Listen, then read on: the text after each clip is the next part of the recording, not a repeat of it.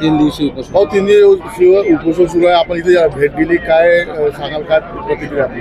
हा अतिशय मीटर रीडरचा गंभीर विषय आहे आणि खऱ्या अर्थानं ज्या पद्धतीनं हा प्रकल्प स्मार्ट मीटरचा सरकारी रेटून लावत आहे.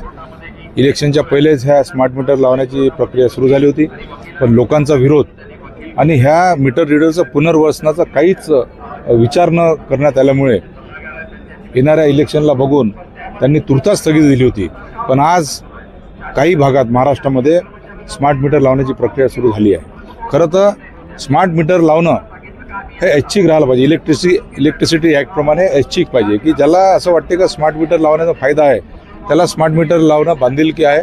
पण कोणाची इच्छा किंवा कोणाचंही मत जाणून न घेता हा स्मार्ट मीटर लावण्याचा उपक्रम पुन्हा सरकारनं सुरू केला आहे. याचा निषेध करण्यासाठी आज हे सगळे मीटर रीडर कर्मचारी इथं आमरण उपोषणावर बसले आहे. खऱ्या अर्थानं स्मार्ट मीटर लावणं हे खूप काही गरजेचं नाही. आजच्या तारखेला जे डिजिटल मीटर आहे, हे डिजिटल मीटरमध्ये ॲक्युरेसी आहे. इथं विजेची जी चोरी आहे ती पण बऱ्यापैकी कमी झालेली आहे. आणि हा जो उपक्रम आहे हा बाहेरच्या देशात, फॉरेन कंट्रीजमध्ये जिथं पॉप्युलेशन कमी आहे, जिथं एम्प्लॉईज मिळत नाही, अशा ठिकाणी हा उपक्रम हा खऱ्या अर्थानं चांगला आहे. पण आपल्या भारतामध्ये जिथं बेरोजगारीनं आपण 45 वर्षात सगळ्यात जास्त बेरोजगारी ह्या वर्षात, ह्या मागील 5 ते 10 वर्षात आहे असं म्हणतात. तर नवीन नवीन उपक्रम रोजगार निर्मितीशी करण्यापेक्षा ज्यामुळे जवळपास 35 ते 40 हजार मीटर रीडर फक्त महाराष्ट्रात आहे. देशात किती असतील? तर 35 ते 40 हजार कुटुंब हे बेवारसपणे स्मार्ट मीटरच्या उपक्रमामुळे होणार आहे. त्यांचा पुनर्वसनाचा कुठेही विचार करण्यात येत नाही. त्यामुळे यांचं जे आंदोलन आहे त्या आंदोलनाला माझा समर्थन आहे. ह्या पद्धतीचं ज्यावेळेस स्मार्ट मीटर लावण्याचा जो उपक्रम सुरू झाला होता त्यावेळेस मी माझ्या बहुजन विचार मंचातर्फे मी त्याचा विरोध केला, डेप्युटेशन दिले होते. काही एरियामध्ये मी जनजागृतीला सुरुवात केली होती. पण मला असं वाटते की आज पुन्हा ही वेळ आलेली आहे. ह्या मीटर रीडर संघटनेच्या समर्थनार्थ मी यांना इथं समर्थन देण्याकरता आलेलं आहे. आणि याच्यानंतर जेव्हा जेव्हा गरज पडेल, कारण जनजागृती यासाठी करणं गरजेचं आहे की जोपर्यंत लोक याच्या विरोधात येणार नाही तोपर्यंत मला असं वाटतं हा उपक्रम थांबणार नाही. कारण 12,000 हे स्मार्ट मीटरसाठी देणं हे त्या कंझ्युमरच्या हातात पाहिजे. तुम्हाला मला 12,000 रुपये द्यायचे आहे का? स्मार्ट मीटरने माझा फायदा आहे का? 800 ते 1000 रुपयाचं ज्यांचं बजेट राहते, कधी 10%, 20%, 30% विजेचे दर वाढतात. तर आज तुम्ही जी वीज तुम्ही यूज नाही केली त्याचा ॲडव्हान्समध्ये आपण पैसे का बरं भरायला पाहिजे? आणि समजा तुमचे काही कारणाने तुम्ही पैसे भरू शकले नाही, तुमचं मीटर बंद होणार.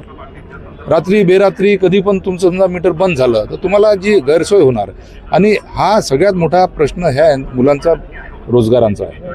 आज हे लोक, यांचे कुटुंब आज 2007 पासून माझ्याकडे ह्या मीटर रीडर चं माझं काम आहे. आता माझ्या इथं काम करणारे जे जवळपास 200-250 जे कर्मचारी आहे, ज्यांनी 2007 पासून काम करत असताना आज ह्या डिपार्टमेंटलाही फायदा पोहोचून दिला. वीज चोरी कमी करण्याचं आमचं 99% आमचं इफिशियन्सी आहे. एवढं 99% आम्ही बिलाचं रिडिंग करतो.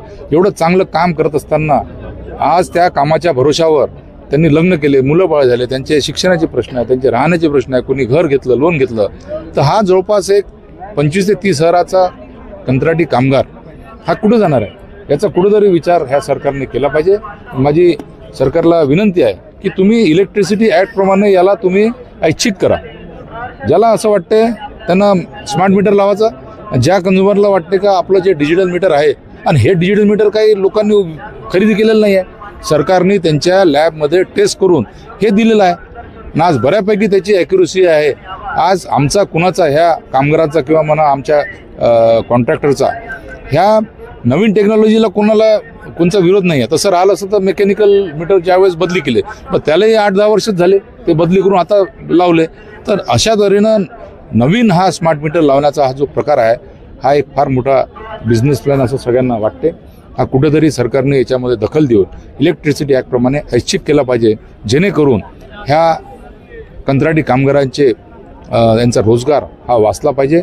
आणि खऱ्या अर्थानं हजारो कुटुंब उद्ध्वस्त होण्यापासून सरकार थांबू शकते, हा समजा त्यांनी उपक्रम मागे घेतला तर.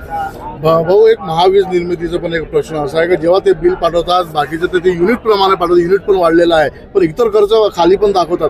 या इतर खर्चाचा विषय काय आहे आणि इतर खर्च घेऊन हे लोकांना भ्रमित करत आहे का? नाही, हा जो इतर जो खर्च आहे, हा इतर खर्च हा वेगवेगळे जे डिस्ट्रीब्युशन आणि याचे जे लॉसेस राहतात तो कुठेतरी सगळ्या कंझ्युमरकडनं हा केलेला असते. तर तुमचा जो तो स्मार्ट मीटरमध्ये राहणार आहे. हा स्मार्ट मीटरमध्ये तुमचे रेट जे आहे, रेटचा विषय तर नाही आहे, स्मार्ट मीटर राहो का डिजिटल मीटर राहो, रेट तर सरकारच ठरवणार आहे, नाही का. MERC त्याला अप्रूव्हल घेऊन सरकार जे काही रेट वाढ करत असते ते तर करणारच आहे. विषय असा आहे की डिजिटल मीटरपेक्षा स्मार्ट मीटरनं फायदे का होणार?